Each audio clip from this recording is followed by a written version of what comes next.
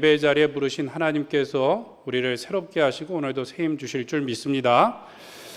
솔로몬은 다윗을 이어서 왕이 되었는데 어린 나이에 왕이 되었고 갑자기 왕이 되었습니다. 그 상황이 쉽지 않았는데 오늘 본문에 보면 나이가 몇 살이었는지는 정확히 나와 있지 않습니다. 7절에 보면 솔로몬이 기도할 때 종은 작은 아이라 출입할 줄을 알지 못하고 라고 이야기하고 있어요. 스스로를 가리켜서 작은 아이라고 낮추고 있는데 이것이 꼭 나이만을 가리키는 것은 아니지만 학자들이 그의 나이를 20대 초반이었을 것으로 봅니다. 또 어떤 학자들은 10대 후반이었을 것으로 보고 있어요.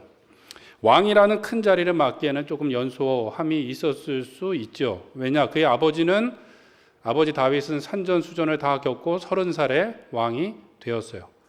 솔로몬의 아들 르호보암은 41살에 왕이 되었습니다.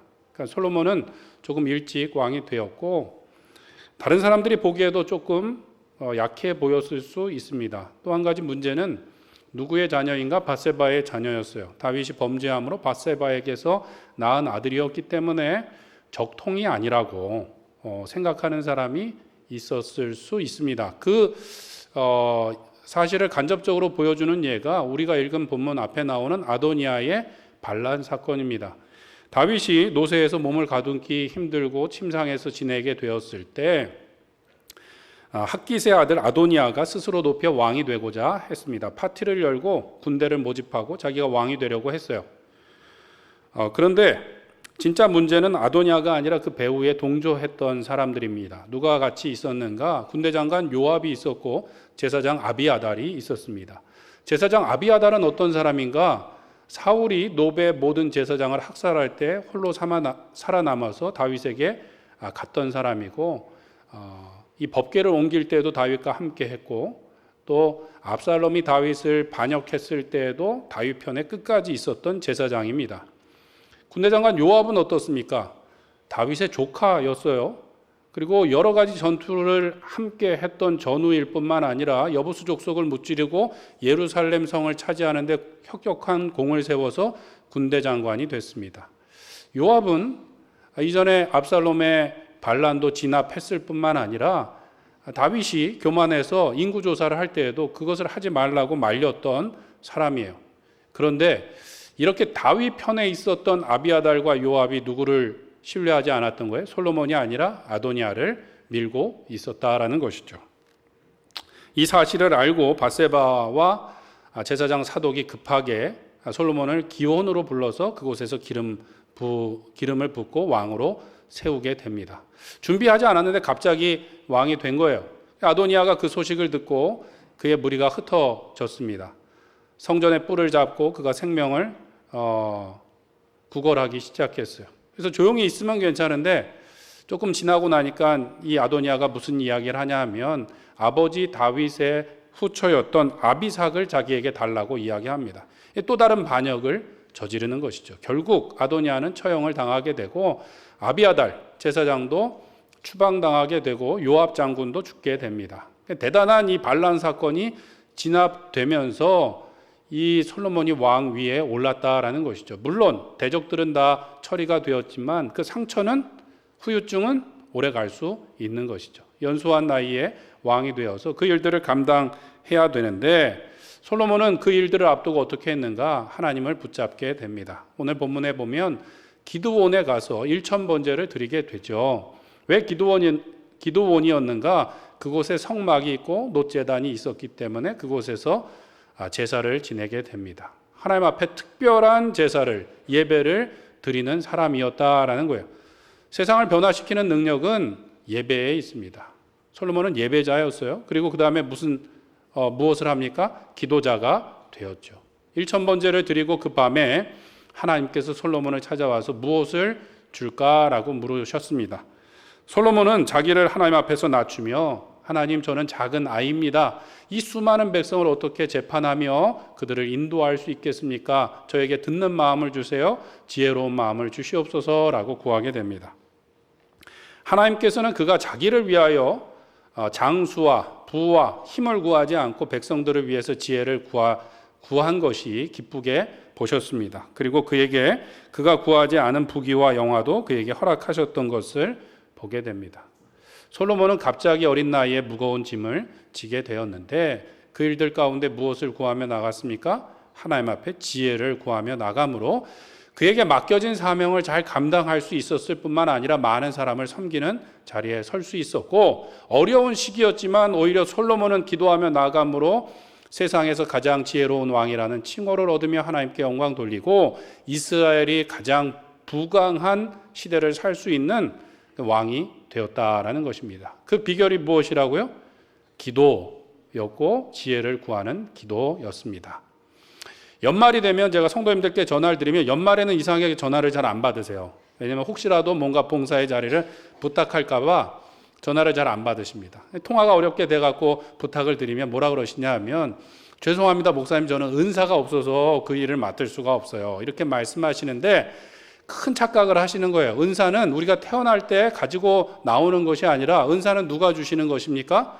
성령께서 하나님의 교회를 위해서 그 직무를 위해서, 직분을 위해서 주시는 거예요. 그러니까 뭔가 우리에게 무거운 책임이 맡겨진다, 봉사의 기회가 생긴다, 그럼 어떻게 해요? 기쁘게 아멘하고 그 다음에 기도의 자리로 오시면 되겠습니다. 아멘이신가요? 네. 은사는 하나님께서 주시는 거예요. 우리는 때로 우리가 생각하지 못했던 때에 어렵고 힘든 일을 맡을 때가 있어요. 우리가 어른이 된 것도 뭐 준비하고 어른이 됐습니까? 그냥 어른이 되었고, 부모가 되는 것도 우리가 학교 가서 공부하고 자격증을 따고 부모가 된 것이 아니다 보니까 좌충우돌하고 어려운 일들을 만나기도 하고, 교회에서 봉사하는 것도 그래요. 우리가 다 준비되고 자격이 있는 사람은 없습니다. 어려운 일이나 또 무거운 책임을 맡을 때 우리는 어떻게 해야 되는가? 하나님 앞에 기도해야 되는 것이고 하나님 앞에 지혜를 구하며 나가야 되겠습니다. 그런데 우리는 주로 무엇을 구하는가? 지혜가 아니라 물질을 구할 때가 있어요. 하나님, 물질이 있으면 봉사를 잘 할 수 있을 것 같은데요, 하나님의 일을 잘 할 수 있을 것 같은데요 라고 구할 때가 있습니다. 그런데 성경은 그렇게 말씀하고 있지 않습니다. 잠언 8장 11절에 보니까 우리 한번 같이 읽겠습니다. 시작. 지혜는 진주보다 나음으로 원하는 모든 것을 이에 비교할 수 없음이니라. 아멘. 진주보다 금은보다 나은 것이 지혜이고 우리에게 지혜를 구하라고 말씀하고 있습니다. 하나님께서 사람을 들어 쓰실 때, 특별히 많은 사람을 인도하여 구원의 길로 인도하실 때 지혜를 주시는 것을 보게 됩니다. 물질이 아니에요, 힘이 아니에요. 하나님께서 지혜를 주시고 하나님의 일들을 감당케 하십니다. 특별히 모세를 봐도 그렇고 요셉을 봐도 그렇습니다.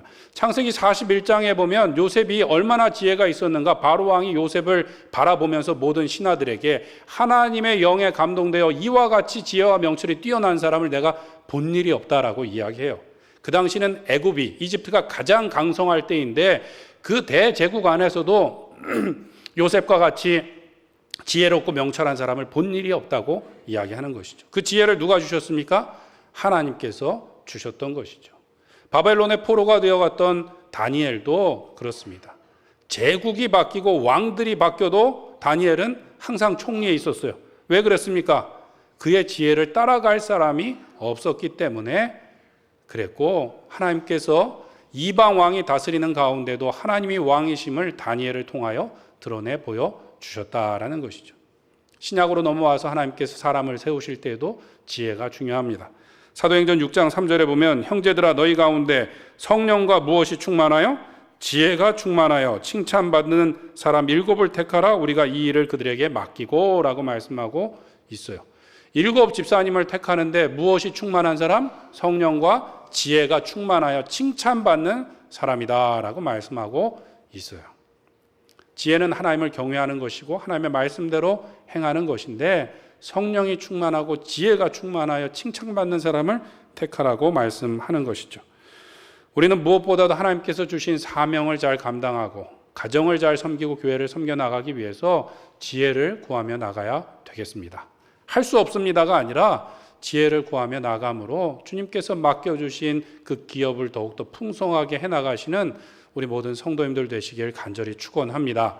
어떻게 지혜를 구하는가? 지혜는 겸손하게 구해야 됩니다.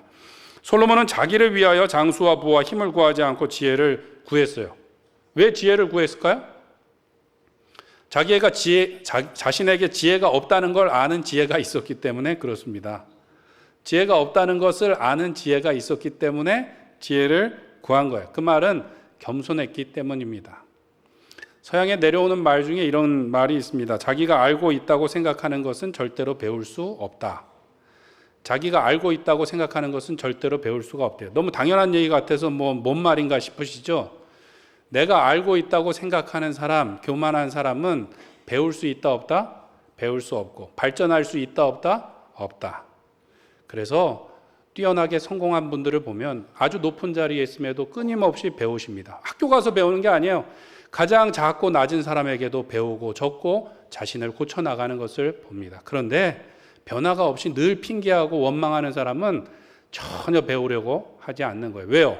내가 다 알고 있다고 생각하기 때문에, 착각하기 때문에 그렇습니다.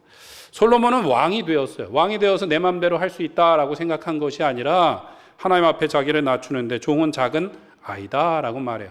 작은 아이다 라고 말하는 것은 나르카톤이라는 말인데, 아이라는 표현을 나르라는 표현을 썼는데 이것은 종이라는 표현이에요. 종. 그리고 카톤은 작다 어리다라는 표현도 되지만 비천한이라는 뜻이 됩니다.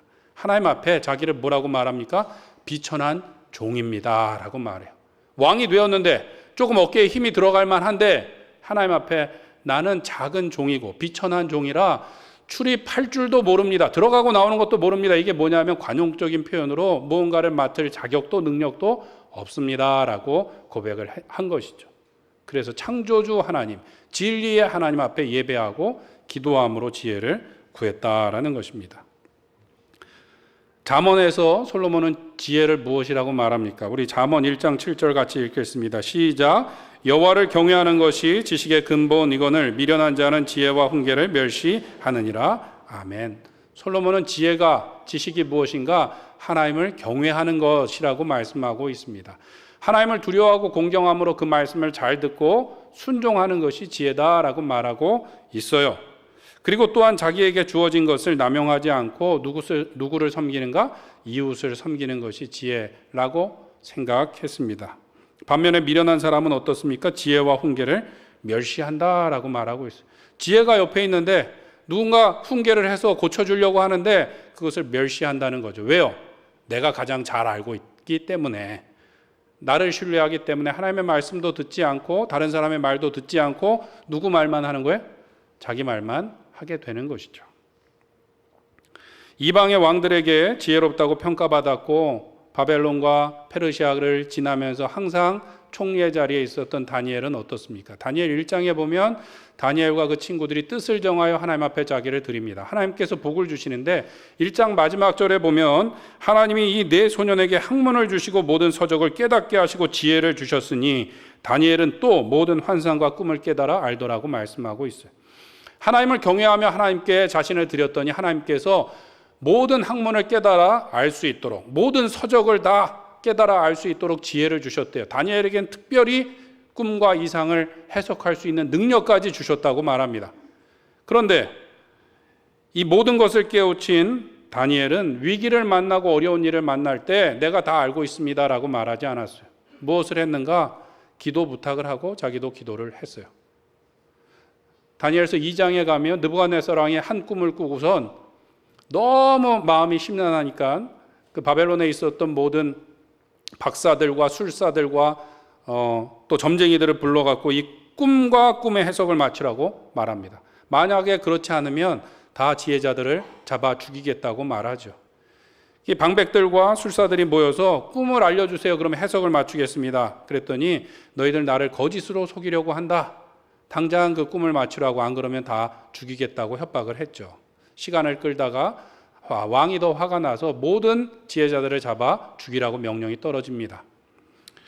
근위대장 아리옥이 그 명령을 수행하기 위해서 나가다가 다니엘과 그 친구들을 만나요. 다니엘과 그 친구들도 죽을 위기에 있었죠. 다니엘이 어찌하여 왕의 명령이 그렇게 급하십니까? 저에게 시간을 조금 주시면 제가 그것을 알려드리겠습니다 라고 말을 해요. 다니엘이 그때 느부갓네살 왕이 꾼 꿈과 그 해석을 알고 있었을까요? 몰랐을까요? 알고 있었을까요? 몰랐을까요? 몰랐어요. 몰랐죠. 하나님께서 지혜를 주셨지만 그것을 알지 못했어요. 다니엘이 무엇을 했는가? 돌아서서 그의 친구들에게 하늘에 계신 하나님이 이 은밀한 일에 대하여 불쌍히 여기사 바벨론 지혜자들과 죽임을 당하지 않게 하시기를 구하라. 구하라는 말이 뭐예요? 기도해달라 하고 그가 돌아가서 기도하는 가운데 환상 중에 하나님께서 그 일을 알려주셨어요. 하나님께서 지혜를 주셨지만 자기가 다 알고 있다고 이야기하지 않고 어떻게 해요? 기도하는 사람이었다는 거예요. 하나님이 아시기 때문에, 하나님이 지혜를 가지고 계시기 때문에 하나님을 의지하는 사람이었습니다. 어리석은 사람은 어떤 사람입니까? 내가 다 알고 있다고 생각하고 하나님께 기도하지 않는 사람이에요. 하나님께 구하지 않고 하나님의 말씀도 듣지 않고 사람의 말도 듣지 않고 내 말만 하는 사람인 것이죠. 대표적인 사람이 구약의 사울입니다. 사울을 하나님께서 그가 겸손할 때는 높여주시사 놀라운 능력을 행할 수 있도록 해주셨어요. 그런데 그가 왕이 되고 교만해지니까 똑바로 예배하지 않았어요. 급하면 그냥 자기가 예배해버렸어요. 분명히 하나님께서 아말렉 족속을 진멸하라고 말씀하셨지만 어떻게 해요? 조금 고쳤어요. 아각을 살려두고 그 다음에 기름진 양과 소를 살려두었어요. 사무엘이 물을 때 이 소리가 무슨 소리냐고 물었더니 뭐라고 대답합니까? 하나님께 제사 드리려고 그랬습니다 라고 이야기하죠. 진짜일까요? 거짓말일까요? 진짜일 수도 있고 거짓말일 수도 있겠죠. 나중에 어떻게 할지 모르니까. 그런데 사무엘이 뭐라고 말합니까? 어찌하여 탈취하기에 급급하십니까? 라고 말을 하고 그 다음에 사무엘이 유명한 말을 합니다. 순종이 제사보다 낫고 듣는 것이 수양의 기름보다 낫습니다.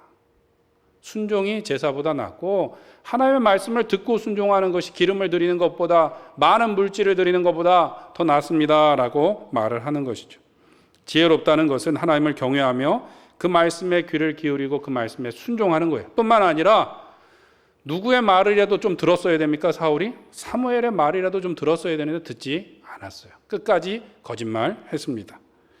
하나님을 경외한다는 것은 하나님의 말씀도 잘 듣고 그 권위 아래서 하나님이 다스림을 믿고 권위와 질서를 따르는 것을 의미합니다. 잠언에 보면 누구 말을 잘 들으라는 말이 많이 나와요? 부모의 말을 잘 들으라. 부모님이 다 지혜로울 수는 없지만 어른들의 말이 지나고 보니까 대부분 맞습니까? 안 맞습니까? 왜 대답이 적으십니까? 여기 할머니, 할아버지들 많이 계신데 예전에 어른들이 했던 말이 거의 맞습니까? 안 맞습니까? 맞아요. 아까 제가 참아야 되는데 또 아이 셋 얘기를 했어요.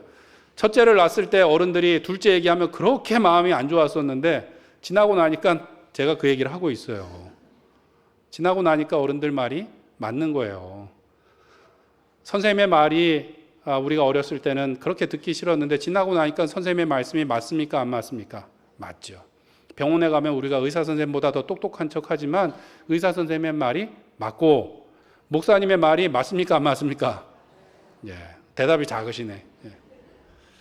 하나님이 다스리심을 믿고 우리가 하나님께 귀 기울이고 또 하나님께서 삼으신 지혜를 따라서 우리가 잘 듣는 마음을 가져야 되겠습니다. 사무엘서 3장에 보면 어린 사무엘이 밤중에 성막을 지키고 있었어요. 자는데 사무엘아 사무엘아 부르는 소리가 들렸어요. 사무엘이 벌떡 일어나갖고 엘리 제사장이 있는 곳으로 달려갑니다. 제사장님 저를 부르셨습니까? 엘리가 아니야 나 안 불렀어 다시 가서 자 이렇게 얘기했어요. 또 누웠는데 갑자기 또 사무엘아 사무엘아 부르는 소리가 들립니다. 사무엘이 벌떡 일어나서 성경에 보면 달려갔다라는 말을 해요. 달려갔다고. 마치 군기가 바짝 든 이등병처럼 엘리 제사장에게 달려갔어요. 두 번째 갔는데 아니래요. 또 가서 자래요. 또 누웠는데 또 어떻게 들려요? 사무엘아 사무엘아 부르는 소리가 들려요. 우리 같았으면 갔을까요? 안 갔을까요? 가셨을 거예요? 네. 그냥 잘못 들었나 보다 할 수 있는데 사무엘은 또다시 벌떡 일어나서 엘리에게로 달려갔습니다. 엘리가 가만 보니까 야 하나님이 너를 부르시는 것 같다. 다음번에 또 그 소리가 들리면 이렇게 대답해 라고 알려주는 것이 무엇입니까? 그가 너를 부르시거든 내가 말하기를 여호와여 말씀하옵소서 주의 종이 듣겠나이다 라고 하나님의 음성을 듣는 비법을 알려줬어요. 대단한 건가요? 아닌가요? 대단해 보이지 않는 말이지만 대단한 거예요. 주여 여호와여 말씀하옵소서 주의 종이 듣겠나이다. 간단하잖아요. 근데 이 대단한 것을 누구를 통하여? 엘리 제사장을 통하여 듣게 된 거예요. 사무엘이 누구에게 귀 기울일 때? 엘리 제사장에게 귀 기울이고 순종할 때 하나님께서 그를 통하여 하나님의 음성을 듣는 비법을 알게 하셨다라는 것이죠. 그런데 우리의 기도는 어떻습니까? 여호와여 말씀하옵소서 종이 듣겠나이다가 아니라 하나님 이제 제가 기도합니다. 잘 들으세요. 라고 랩인지 타령인지 할 때 우리가 원하는 것들을 다 쏟아놓고 그렇게 하실 줄 믿습니다. 믿습니다. 그러고 이제 일어나는 거죠. 하나님 책임져 주세요. 하나님 마치 내 기도 제목을 들어야 될 그대로 해야 될 의무가 있는 것처럼 우리는 기도하지만 나는 하나님의 음성을 듣기를 원하지 않아요. 나는 하나님의 말씀을 따르길 원치 않아요. 하나님만 내 말대로 해야 되는 것처럼 우리가 기도할 때가 있다는 것이죠.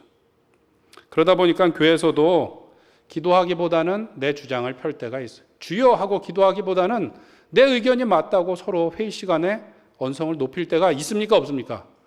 있어요. 뭐 죽고 사는 일도 아닌데 그렇게 그냥 화를 내시는지 저는 잘 모르겠어요. 저는 이렇게 온순하고 이렇게 착한데 교회에서 무엇을 해야 됩니까? 내 주장이 옳다고 주장할 것이 아니라 더 많이 기도해야 되는 거죠. 사람이 여럿 모였는데 뭘 먹을지 결정하는 것도 힘들어요. 그런데 이렇게 많이 모였는데 누구는 이쪽으로 가자고 하고 누구는 저쪽으로 가자고 합니다.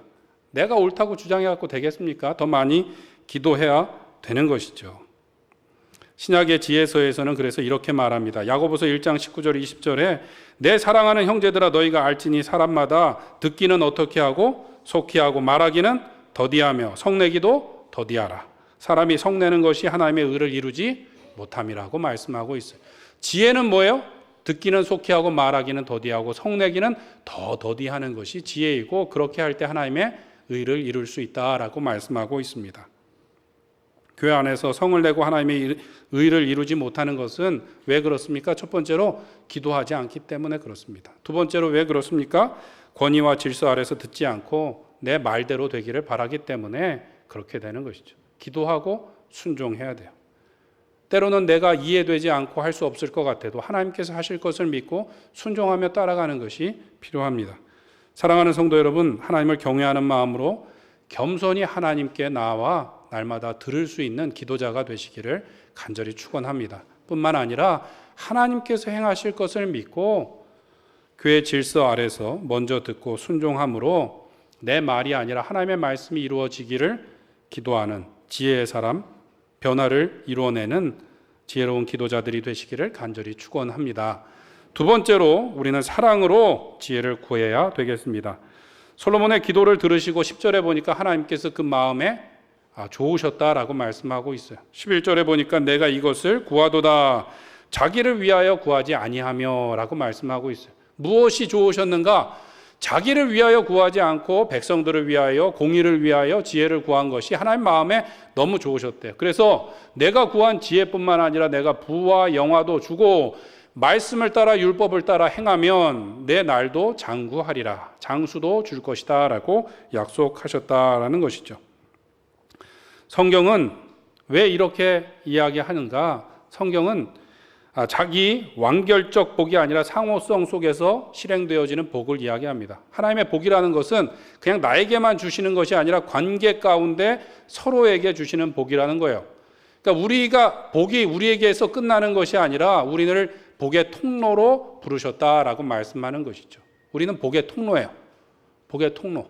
많이 복을 나를수록 우리도 복을 더 받게 되는 것이죠. 그래서 서울여대 교목을 지내신 장경철 교수님이 쓰신 책에 보면 그런 얘기를 합니다. 본인이 신앙생활을 오래 하다 보니까 성경을 보다가 깨달은 것이 있대요. 그것이 무엇인가 하면 하나님께서 복을 주시는데 직접 주시지 않고 3쿠션으로 주시더라는 거예요. 직접 주시는 것이 아니라 다른 사람을 통해서 주시는 것을 깨달았대요. 무엇을 통해서? 창세기 12장 말씀을 통해서 하나님께서 아브라함을 부르사 내가 너를 복으로 삼겠다라고 말씀하셨는데 복을 주시는 것이 아니라 누구에게 복을 주셔요? 너를 통하여 모든 민족이 복을 받게 하겠다. 너를 축복하는 자에게 내가 복을 내리고 라고 말씀하시더라는 것이죠. 그러니까 우리가 복의 통로이고 복이라서 우리를 통하여 많은 사람이 복을 받고 그들의 축복을 통하여 또 우리가 복받게 하시더라는 것이죠.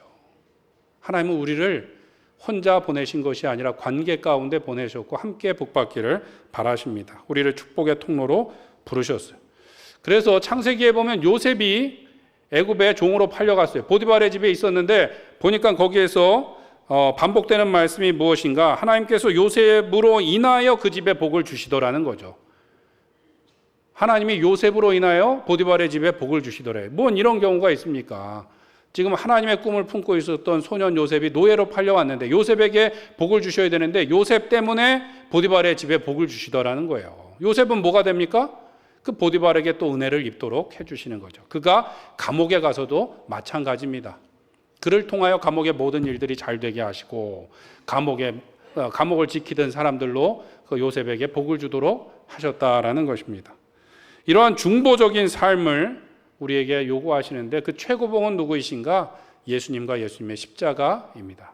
예수님께서는 우리에게 생명을 주시고자 십자가에서 대신 죽으셨어요. 십자가에서 죽으시면서도 누구를 위하여 기도하십니까? 자기를 십자가에 못 박는 이들을 위하여 저들이 하는 일이 무엇인지 알지 못합니다. 용서해 주세요라고 기도하셨다라는 것이죠. 최초의 순교자였던 스데반 집사님도 자기에게 돌을 던지는 자들을 위하여 중보 기도했습니다. 고린도후서 5장 18절에 보면 그리스도로 말미암아 우리를 하나님과 화목하게 하시고 또 우리에게 화목하게 하는 직분을 주셨다라고 말씀하고 있어요. 우리를 왜 부르셨는가? 화목하게 하도록, 샬롬을 이루도록, 다른 사람들과 하나님께 연결하여 복받도록 우리를 왕같은 제사장 삼아 주셨는 줄로 믿습니다. 때문에 우리는 화평케 하고 중보하는 삶을 살아가야 되는 거예요. 우리가 오늘 교동문에서도 읽었는데 화평케 하는 자는 복이 있나니 저희가 무엇이라 일컬음을 받는다고 했습니까?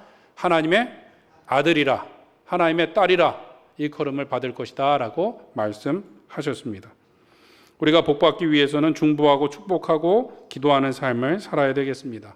주는 것이 받는 것보다 복되다라고 말씀하셨어요. 슬픔은 나누면 반이 되고 기쁨은 나누면 배가 된다고 말씀하셨어요. 나누고 베풀고 섬기는 것이 우리가 더 큰 복을 받고 더 큰 기쁨을 누리는 비결인 줄 믿습니다. 우리가 자꾸 우리가 더 가지려고 하면 작아지지만 나누고 베풀면 풍성하여 차고 넘치게 되는 것이죠. 하나님께서는 우리를 복이 되게 하시고 공동체와 이웃을 통하여 우리에게 큰 복을 주시는 줄로 믿습니다. 그런데 오랫동안 신앙생활 하신 분들 중에 그런 분들이 있어요. 가끔 기도 제목을 물어보면 목사님 특별한 거 없습니다. 얼마나 좋은 삶에 특별한 기도 제목이 없어요? 왜 없습니까? 기도를 일단 많이 안 하시니까 기도의 제목이 없고 두 번째로 관심이 없으니까 기도 제목이 없는 거예요. 어떻게 우리가 혼자 살 수 있습니까? 우리의 가족이 있고 교우가 있고 우리에게 맡겨진 사람들 사명이 있는데 어떻게 기도 제목이 없을 수 있습니까? 하나님께서는 우리를 축복의 통로로 부르셨어요. 간혹 교회에서 조금 상처받았다고 남에게 신세 지는 것도 싫고 남이 나에게 신세 지는 것도 싫다고 그 구역 모임, 목장 모임에 나가지 않는 분들이 있고 이전에 교회에서 상처받았다고 봉사의 자리, 사람들과의 성도와의 교제의 자리를 그냥 피하시는 분들이 있는데 우리는 그렇게 부름받지 않았습니다. 우리가 그렇게 피하게 되면 울며 함께 기도할 일도 없지만 또한 함께 기뻐할 일도 없고 하나님께서 예비하신 큰 복을 누릴 기회도 없게 될 줄로 믿습니다. 하나님께서 우리를 공동체로 지으셨어요. 삼위일체 하나님께서 공동체이시며 우리를 공동체로 지으셨고 예수님의 몸된 교회로 우리를 연결하여 지어 가시는 줄 믿습니다. 우리는 각각 지체라서 몸을 떠나서는 아무것도 할 수가 없어요. 몸된 그리스도 안에서 서로를 섬기고 도움으로 우리가 온전한 몸을 이루어 가게 되는 줄로 믿습니다. 때문에 우리가 모여서 함께 기도하고 섬기며 나가야 되는 것이죠. 야고보서 5장 16절에서는 그래서 이렇게 말합니다. 그러므로 너희 죄를 서로 고백하고 병낫기를 위하여 서로 기도하라. 서로 고백하고 서로 기도하라고 말씀하고 있어요. 예수님께서는 내 이름으로 두세 사람이 모인 그곳에 나도 함께 있겠다라고 말씀하셨어요. 우리가 합심해서 기도할 때 하나님께서 더 빨리 응답하시고 더 큰 은혜를 누리게 되는 줄로 믿습니다. 사도 바울은 고린도 교회에 자신과 자신의 동료들을 위해서 기도를 부탁합니다. 그러면서 뭐라고 말씀하냐 하면 많은 기도가 많은 은사를 주시고 많은 은사를 통하여 많은 감사를 올리게 하기 위함이다 라고 말씀하고 있어요. 우리가 함께 모여서 기도할 때 풍성한 은사로 하나님의 일을 잘 감당할 뿐만 아니라 더 많은 감사로 하나님께 영광 돌릴 수 있게 될 줄로 믿습니다. 우리가 혼자 기도할 수도 있지만 수요 기도에 나와서 함께 기도하고 목장에 나와서 함께 기도함을 통하여서 하나님의 놀라운 은혜를 누리시고 전할 수 있기를 간절히 축원합니다. 교회라는 공동체는 기도로 세워진 거예요. 예수님께서 내 아버지 집은 무슨 집이라 일컬음을 받을 것이라고 하셨습니까? 만민이 기도하는 집이라고 일컬음을 받을 것이라고 하셨어요. 교회는 기도로 세워지는 거예요. 이렇게 하면 될 것 같다고 저렇게 하면 될 것 같다고 저에게 무수히 와서 말씀하세요. 그러면 제가 생각하기에는 본인 사업과 본인 가정이 좀 잘 됐으면 좋겠어요. 이렇게 하면 잘 될 것 같고 저렇게 하면 잘 될 것 같으면 좀 그렇게 하시면 좋겠는데 그건 안 되고 교회 와서 말씀하시는데 그렇게 해갖고 잘 될 게 아니에요. 기도해야 되는 거지. 중직자들도 나와서 기도 안 하면서 말만 해갖고 교회가 어떻게 세워질 수 있겠습니까? 하나님께서 하실 줄 믿고 우리는 기도하며 중보하며 축복하며 나가야 될 줄로 믿습니다. 바라기는 사랑이 없다고 변화가 없다고 우리가 한탄할 것이 아니라 우리를 심으신 가정과 교회와 이웃들 가운데 중보하며 기도함으로 그 가운데 사랑과 변화가 축복이 넘치는 축복의 통로로 쓰임받으시는 우리 모든 로뎀교회 성도님들 되시길 간절히 축원합니다. 같이 기도하시겠습니다. 기도하실 때 하나님 오늘도 겸손히 주님 앞에 기도를 구하는 우리가 되게 하여 주시옵소서. 내가 다 알고 있는 것처럼 교만하지 않게 하여 주시옵고 온전히 주님 앞에 나아가 겸손히 지혜를 구하되 하나님 우리의 지체들을 위하여 사랑함으로 지혜를 구하며 축복의 통로가 되게 하여 주시옵소서. 나를 통하여 많은 사람들이 복을 얻게 하여 주시옵고 주의 사랑이 주의 축복이 넘치는 우리의 가정이요 우리의 목장이요 우리의 교회가 될 수 있도록 기도하는 지혜자가 되게 하여 주시옵소서. 우리 주여 한번 부르짖고 기도하겠습니다. 주여